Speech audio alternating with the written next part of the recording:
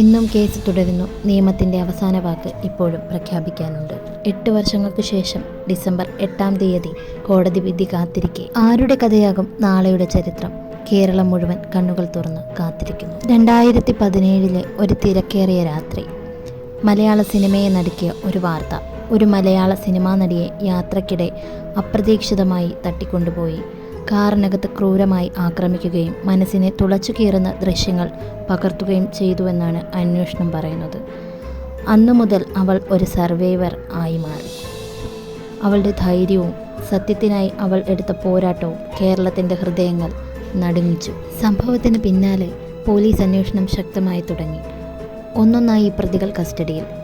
എന്നാൽ കുറച്ചുനാൾക്കുള്ളിൽ കേസിൻ്റെ ദിശ പൂർണ്ണമായും മാറി. ഇതൊരു സാധാരണ ആക്രമണമല്ല, ഒരു കൂട്ട് ചതിയായിരുന്നു എന്ന് സംശയമുയർന്നു.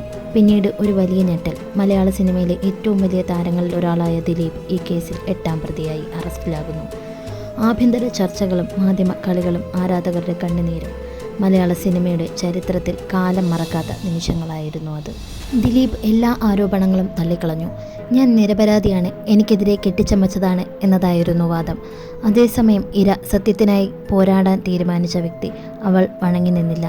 കേസ് കോടതിയിലേക്ക്. വർഷങ്ങൾ നീണ്ട വാദപ്രതിവാദങ്ങൾ, 261 സാക്ഷികൾ, 142 തെളിവുകൾ, വസ്തുതകളും കണ്ണുനീരുകളും നിറഞ്ഞ ട്രയൽ കോർട്ട്.